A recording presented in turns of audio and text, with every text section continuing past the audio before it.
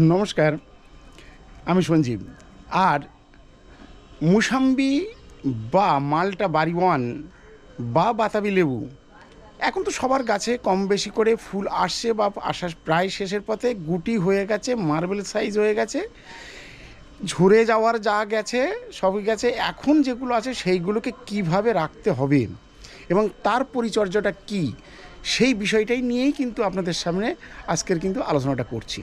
দেখুন, আমার যে গাছ আমি কিভাবে পরিচর্যা করেছি এবং কিভাবে তার গুটিগুলো দাঁড়িয়ে গেছে এবং বড় বড় বেশ মার্বেল সাইজ গুটি তৈরি হয়ে যাচ্ছে, সেই বিষয়টা কিভাবে করেছি সেই বিষয়টাই কিন্তু লক্ষ্য করুন এবং দেখুন এবং শুনুন। দেখুন, সাইজটা দেখতে পাচ্ছেন? এবার দেখুন সাইজগুলো দেখে নিন যে কি সুন্দর মার্বেল সাইজ কিন্তু তৈরি হয়ে গেছে, কি সুন্দর মার্বেল সাইজ কিন্তু তৈরি হয়ে গেছে। অর্থাৎ সুন্দরভাবে কিন্তু এর ফল কিন্তু এসে গেছে, যেগুলোকে আমরা লক্ষ্য করতে পারছি। গাছের মধ্যে বেশ কিছু ফল কিন্তু দাঁড়িয়ে গেছে এবং সুন্দরভাবে সেট হয়ে গেছে। একদম দেখতে পাচ্ছেন, সুন্দরভাবে কিন্তু ফলগুলো কিন্তু সেট হয়ে গেছে। আর কিন্তু ভয় এই মুহূর্তে কিন্তু নেই। দেখুন, বাতাবি লেবুর ক্ষেত্রে দেখুন, আমার যে জাম্বুরা বাতাবি লেবুর ভিডিও করেছি আপনারা দেখেছেন, সেই জাম্বুরার দেখুন ফল কিভাবে সুন্দরভাবে সেট হয়েছে এবং এইটুকু গাছে কতগুলো ফল এসছে সেগুলো দেখুন দাঁড়িয়ে গেছে এবং বড় বড় সাইজ কিন্তু তৈরি হয়ে গেছে। বাতাবি লেবুর সাইজ কিন্তু সুন্দর সাইজ কিন্তু তৈরি হয়ে গেছে। এইবার এই যে গাছে ফলগুলো এত সুন্দরভাবে সেট হলো কিভাবে, কি কারণে, কি খাবার দিয়েছি? দেখুন, প্রথম থেকে আপনাদেরকে কম বেশি করে দেখানো হয়েছে, ভিডিও দেখিয়েছি। ফুল ঝরে যাওয়া বা ফুল রাখা কীভাবে রাখবেন সেগুলো দেখিয়েছি। এটা নিয়ে আর ডিসকাস করার কেউ প্রয়োজন নেই এই মুহূর্তে। এখন কি এদের পরিচর্যা করব, যাদের এই রকম গুটি সেট হয়ে গেছে, গুটি ঝরে যাচ্ছে এখনও পর্যন্ত, সেইগুলোকে কিভাবে রক্ষা করবেন। এই রক্ষা করার মূল কারণ দেখুন, এই যে বেশ কিছু ডাঁটি কিন্তু শুকিয়ে গেছে, এই ডাঁটিগুলো শুকিয়ে গেছে। এরকম কেন, এইরকম এই শুকিয়ে যাওয়ার কারণটা কি আছে সেটাও কিন্তু একটুখানি আলোচনা করব। কারণ আমরা যখন লেবু গাছের জল দেওয়া বন্ধ করে দিই যে ফুলটাকে আসার জন্যে, সেই সময় যে জলের ঘাটতি থাকে, তারপর যখন ফুল চলে আসে, তারপর যখন জলটাকে দিতে থাকি, এইবারে যে জল বা দিতে থাকলাম বা তাদের যে খাবার দেওয়া থাকলো, সেইটা যখন গ্রহণ করতে যায় বেশ কিছু রুট কিন্তু ড্যামেজ হয়ে যায়। আর এই রুট ড্যামেজ হয়ে যাওয়ার ফলে এই ছোট্ট ছোট্ট শাখাগুলো এগুলো কিন্তু আস্তে আস্তে কিন্তু শুকাতে থাকে, তখন কিন্তু অলরেডি ফুল কিন্তু এসে যায়। এরা কিন্তু খাবার কিন্তু গ্রহণ করতে পারে না, যার ফলে এই ডাঁটিগুলো কিন্তু অটোমেটিক্যালিভাবেই কিন্তু আস্তে আস্তে মরে যায়। যাই হোক, এদিকেও খেয়াল রেখে আমাদের জল কিন্তু দিতে হবে, একেবারে বন্ধ নয়।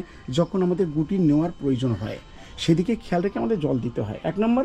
দ্বিতীয় নম্বর হচ্ছে যে এই গুটি ঝরে যায়, তার জন্যে যে যে খাবারগুলো যেগুলো প্রয়োগ করার খাবারের সাথে আমাদের সেগুলো দিতে হয় ব্যালেন্স খাবার। অর্থাৎ ফসফেট অবশ্যই দিতে হয় এবং এসওপি বা পটাশ, এটা কিন্তু মাস্ট। আমরা যাই হাড় গুঁড়ো, শিংকুচি, গোবর সার, ভার্মি কম্পোস্ট যাই দিই না কেন, তার সাথে কিন্তু এই জিনিসগুলো কিন্তু যদি সঠিকভাবে না থাকে ব্যালেন্স, তাহলে কিন্তু আপনার এই জিনিসগুলো কিন্তু ঘটনাগুলো কিন্তু ঘটবে। তাই এই জিনিসগুলোকে লক্ষ্য রেখে আপনাদের যখনই খাবার আমরা প্রয়োগ করি, তার সাথে ফসফেট, পটাশ, ব্যালেন্স, এনপিকে, এই অর্থাৎ এনপিকে, নাইট্রোজেন, এই জিনিসগুলো কিন্তু যদি সঠিকভাবে পরিমাণে কিন্তু থাকে, তাহলে কিন্তু এই রকম ধরনের কিন্তু ফল আপনার দাঁড়াতে বাধ্য। এইবার আসে আসল কথায়, এখন যে গুটি হয়েছে কি খাবার প্রয়োগ করছে। দেখুন, প্রথম অবস্থায় যখন ফুল এসেছিল তখন কিন্তু দেওয়া হয়েছিল ফাঙ্গিসাইড, আর তার সাথে দেওয়া হয়েছে ইনসেকটিসাইড বা পেস্টিসাইড স্প্রে করে দেওয়া হয়েছে। আলাদা আলাদা করে দেওয়া যেতে পারে, অর্থাৎ প্রথম যদি ফাঙ্গিসাইড স্প্রে করা হয় তার 3 দিন পরে পেস্টিসাইড স্প্রে করা হয়েছে। আবার যদি ফাঙ্গিসাইড বা পেস্টিসাইড দুটো একই সাথেই কিন্তু স্প্রে করা যেতে পারে, সেটাও কিন্তু করা হয়েছে, সেটাও কিন্তু কোনো অসুবিধার কোনো কারণ নেই। কিন্তু ব্যালেন্সটাকে বুঝতে হবে, অর্থাৎ আমি কতটা ফাঙ্গিসাইড দিচ্ছি। অর্থাৎ এইরকম একটা গাছের ক্ষেত্রে 1 লিটার জলে আপনার ফাঙ্গিসাইড হাফ চামচ নিন, অর্থাৎ 1 গ্রাম নিয়ে নিন। 1 গ্রাম ফাঙ্গিসাইড নিয়ে নিন, সাপ নিন, বা আপনার কাছে যেটা আছে সেটাই আপনি নিন। কোনো কন্ট্যাক্ট বা এটা ওটা কিচ্ছু দরকার নেই। আমি যেটা বলছি, আমি যেটা করছি সেটাই কিন্তু আপনাদের সামনে তুলে ধরছি। তো এইবার সাপ নিয়ে নিলেন 1 গ্রাম, তার সাথে কাকা নিয়ে নিন। কাকা যদি থাকে, সুপার সোনারা যদি থাকে, বা অন্য কিছু যদি থাকে নিয়ে নিন, তার সাথে 10 ফোঁটা নিয়ে নিন, 10 থেকে 15 ফোঁটা নিয়ে নিন। জাস্ট গুটি ধরার আগে, ফুল ফোটার আগে এই স্প্রেটাকে কমপ্লিট করে দিয়েছেন। সবাই করেছেন, বা যাদের নতুন করে ফুল আসছে, দেরিতে আসছে, তারাও এই কাজটাকে সেরে নিন। গুটি ধরার পরে এইবার সাথে সাথে কিন্তু জলের পরিমাণ একদম খেয়াল রাখবেন। এই জলটা যেন ঠিক পরিমাণ মতো কিন্তু থাকে। যদি মাটি যদি ড্রাই হয়ে যায়, ওই ফুল কিন্তু ঝপ করে কিন্তু ঝরে যাবে এবং সব কিন্তু একদম নষ্ট হয়ে যাবে। অর্থাৎ জলের যোগানটাকে কিন্তু ঠিক মতো রাখতে হবে, অতিরিক্ত নয়, আবার একেবারে কম নয়, সেই দিকে খেয়াল রাখুন। এইবার গুটি যখন এইরকম একটা পোর্শনে যখন এসে গেছে, সেই সাথে সাথে বা তার আগে আরও ছোট দেখায়, হ্যাঁ, জাস্ট এই যে এই পোর্শনটা, এই যে পোর্শনটা দেখছেন, এইরকম পোর্শন যখন থাকে, তখন কিন্তু আপনাকে আবার অল্টারনেট করে 10 দিনের অন্তর গ্যাপ করে আপনাকে ফাঙ্গিসাইড, পেস্টিসাইড এবং সেই সাথে সাথে আপনার কোনো মাইক্রোনিউট্রিয়েন্টস বা পিজিআর একটা কিন্তু হালকা করে স্প্রে করতে হবে। দেওয়া হয়ে গেল। ঠিক তার 15 থেকে 20 দিন বাদে এইরকম যখন সাইজটা এসে গেল, বা তারও 10 দিন বাদে বা 15 দিন বাদে, বা যাই হোক যার যেমন সময় নিচ্ছে, সেই সময়ের মধ্যে যখন গুটি এইরকম সাইজ যখন এসে গেছে, এখন আমি কি প্রয়োগ করছি, এর সাথে প্রয়োগ করে দিন 3টে জিনিস একসাথে একটাবার প্রয়োগ করেছি। অ্যাগ্রোমিন ম্যাক্স, অ্যাগ্রোমিন ম্যাক্স যার কাছে নেই, তার কাছে মোমোবিন আছে। তাহলে অ্যাগ্রোমিন ম্যাক্স আমি যেটা প্রয়োগ করেছি, অ্যাগ্রোমিন ম্যাক্স দিয়েছি আপনার 1 থেকে 1.5 গ্রাম 1 লিটার জলে। তার সাথে দিয়েছি আপনার বায়োমেজাইম দিয়েছি। এই বায়োমেজাইম দেওয়া হয়েছে আপনার, এখানে দেওয়া হয়েছে পার লিটারে 2 ml, সেখানে কিন্তু একটু কমিয়ে দেওয়া হয়েছে, ছোটো অবস্থা রয়েছে, এখানে কিন্তু দেওয়া হয়েছে 1 থেকে 1.5 ml। আর এই দুটো, আর তার সাথে 20 বা 19 যার কাছে আছে, সেখানে দেওয়া হয়েছে কিন্তু 1 থেকে 1.5 গ্রাম। 3টে জিনিস ভালো করে মিশ্রণ করে গাছে একবার প্রয়োগ করে দিন, তাহলে দেখবেন সুন্দরভাবে কিন্তু গুটি এইরকমভাবে কিন্তু সেট হয়ে গেছে। এরকম গুটি কিন্তু একদম পুরোটাই কিন্তু সেট হয়ে যাবে, মার্বেলের সাইজ। বা এই যেমন ফল আমার এখানে দাঁড়িয়ে গেছে, ফলগুলোর সাইজগুলো দেখে নিন। আর কিন্তু ওখান থেকে ঝরার কোনো প্রবণতা নেই, বা ঝরে পড়বে না, যদি না ঝড় বা কোনো ধরনের অসুবিধা না ঘটে, তাহলে কিন্তু সুন্দর ফল কিন্তু এখান থেকে আশা করা যেতে পারে। তো এইভাবে ফল আপনাকে দিতে হবে। অর্থাৎ 3টে জিনিস স্প্রে করে দিলেন, এই দেখুন কি সুন্দর ফল কিন্তু দাঁড়িয়ে গেছে। মালটা বাড়ি 1, এই যে ফলগুলো দাঁড়িয়ে গেছে, নতুন একটা গাছ, এখন কিন্তু পটিং করেনি, আমি কিন্তু রেখেছি পেপারের মধ্যে, তাতেও কিন্তু সুন্দর কিন্তু ফল কিন্তু দাঁড়িয়ে গেছে। তাহলে এইভাবেই কিন্তু আপনাকে কিন্তু দিতে হবে 3টে জিনিস। এই 3টে জিনিস প্রয়োগ করার পর আপনার একটা গ্যাপ চলে যাচ্ছে 15 দিনের। এই 15 দিনের বা 10 দিনের মাথায় আবার একটু কিন্তু পেস্টিসাইড আপনাকে কাকা হালকা করে 10 ফোঁটা 1 লিটার জলে দিয়ে স্প্রে করে দিন। তাহলে যা পোকা, মাছি পোকা বা যা কিছু, সবগুলো কিন্তু একদম দূর হয়ে গেল। পোকার ক্ষেত্রে আপনার এই ফল ছিদ্রকারী ক্ষেত্রে কিন্তু আর কিন্তু অন্তরায় থাকলো না, ভয় থাকলো না।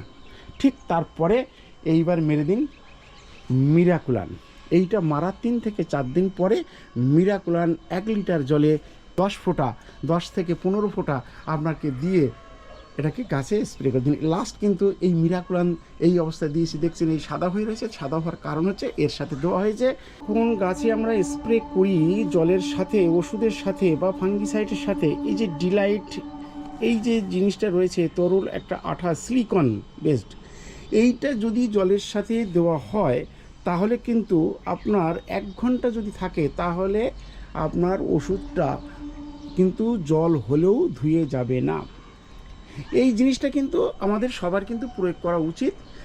যেটা প্রয়োগ করেছি তাই কিন্তু এই পাতার গায়ে কিন্তু এই দাগটা কিন্তু মনে হচ্ছে, এই যে সাদা সাদা লেগে আছে না, সিলিকন বেস। এই জিনিসটাকে কিন্তু একবার যদি দেন আঠা টাইপের, তাহলে কিন্তু আপনার অবশ্যই গাছ কিন্তু ভালো থাকবে, ওষুধটাকে ধরে নেবে। তারপরে যদি 1 ঘন্টা পরে বর্ষাও হয়ে যায়, তাতেও কিন্তু কোনো ধরনের কোনো ক্ষতি অসুবিধা নেই।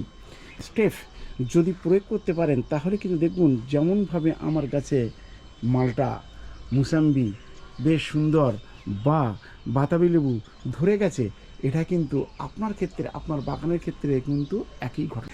গুটি ঝরা থেকে এবং খাদ্য খাওয়ার থেকে, সেই সাথে সাথে এবার নিচে কি প্রয়োগ করবেন। নিচে কিন্তু আপনার মাইক্রোনিউট্রিয়েন্টস খাবার জলের সাথে এবং সর্ষের বাদাম খোল ভিজানো জল, তার সাথে আপনার যা মাইক্রোনিউট্রিয়েন্টস আছে 20 হোক 19 হোক 1 থেকে 2 বার কিন্তু অবশ্যই প্রয়োগ করুন, এবং জল যাতে না শুকায় সেদিকেও কিন্তু খেয়াল রাখুন। এইভাবে উপরে এবং নিচে এইভাবে যদি খাবার প্রয়োগ করতে থাকেন তাহলে কিন্তু প্রত্যেকটা ফল কিন্তু আপনি এখান থেকে গাছ থেকে হারভেস্ট করতে পারবেন, এবং সুন্দরভাবে দেখা যাবে যে আপনার বাগানে মুসাম্বি বা মালটা বা বাতাবি বা কমলা সব কিন্তু সুন্দরভাবে কিন্তু আপনি এখান থেকে হারভেস্ট করতে পারবেন। তাহলে গাছের গোড়ায় কী কী খাবার দেবেন এবং উপরে কী কী খাবার দেবেন সব বিষয়টাই কিন্তু আপনাদের সামনে আলোচনা করলাম, যেটা আমি করি ব্যক্তিগতভাবে। আমি যেটা করি সেই বিষয়টাই কিন্তু আপনাদের কাছে তুলে ধরলাম, এবং আমি যেটা উপকৃত হয়েছি সেই বিষয়টাই কিন্তু আপনাদের সাথে তুলে দেখালাম। আর বিশেষ কিছু নয়, এখানেই আজকের ভিডিও শেষ করছি। ভালো থাকুন, সুস্থ থাকুন, দেখা হবে পরবর্তী ভিডিওতে।